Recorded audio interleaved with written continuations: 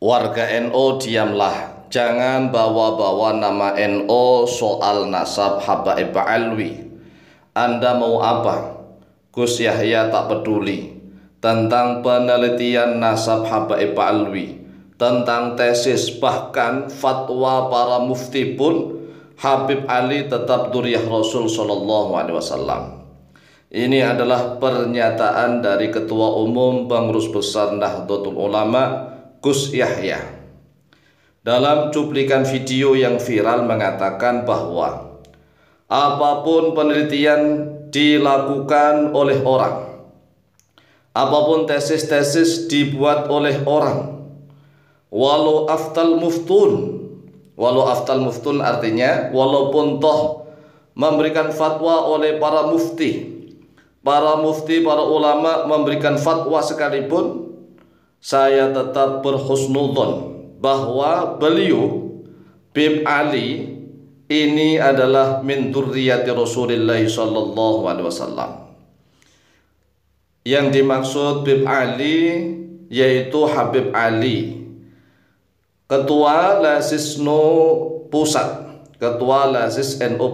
yaitu Habib Ali Hasan Al-Bahar. Ini adalah pernyataan dari Ketua Umum PBNU Gus Yahya. Walaupun toh videonya itu kami yakin dibuat ya beliau pas pidato tatkala pengukuhan pengurus Lazis NU. Lazis NU itu lembaga amil zakat, infak dan sodakoh miliknya Nahdlatul Ulama. Tadi Lazis NU. Lazis NU Pusat, ketuanya adalah seorang Habib Ali Hasan Al-Bahar. Ini yang sudah tercantum.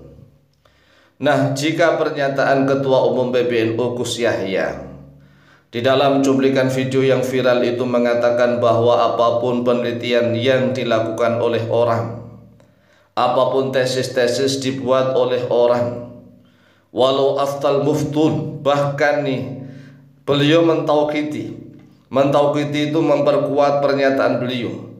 Walaupun toh para mufti berfatwa, para ulama berfatwa, artinya bukan hanya ulama Indonesia, berarti ada ulama mana-mana ini. Walaupun para ulama sedunia, seolah-olah begitu ini, seolah-olah. Walaupun para ulama sedunia memberikan fatwa sekalipun, beliau Gus Yahya tetap mengatakan saya tetap berhusnudzon. Dalam tanda kutip husnudzon. Nah, husnudzon ini bagaimana sih kalau sudah ada kebenaran?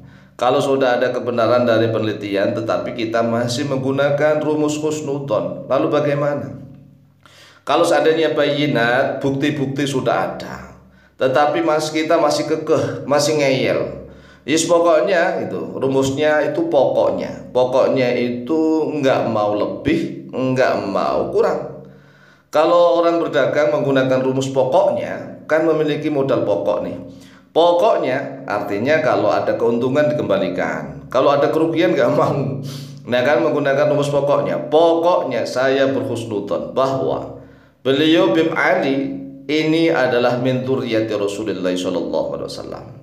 Nah kalau menggunakan rumus husnudzon pokoknya begini, ya seolah-olah ini mandek berhenti ilmu pengetahuan. Karena apa? Karena kalau kita senantiasa menggunakan rumus husnudzon, walaupun toh ada bayinat, bukti-bukti yang nyata itu benar, maka tetap ditolak.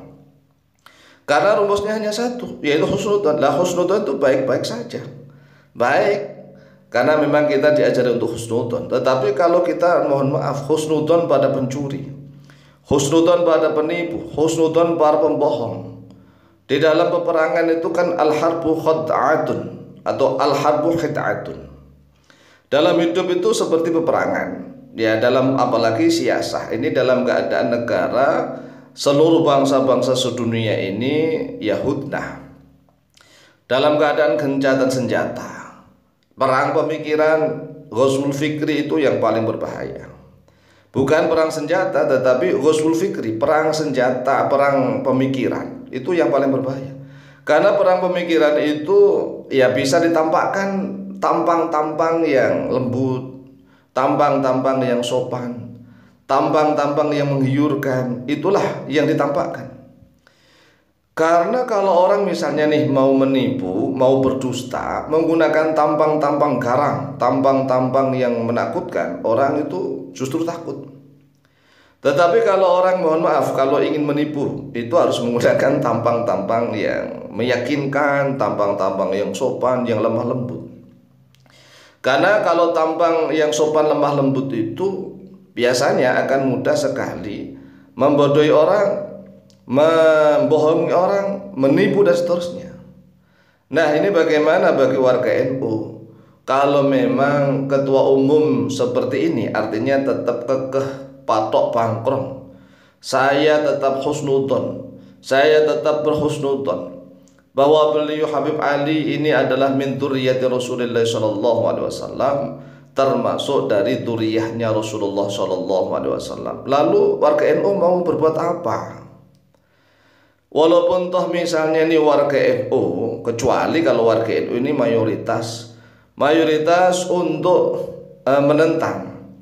menentangnya, tapi dengan cara sopan ya, cara ilegal, cara elegan dan cara-cara yang bagus, jangan cara-cara arogan begitu.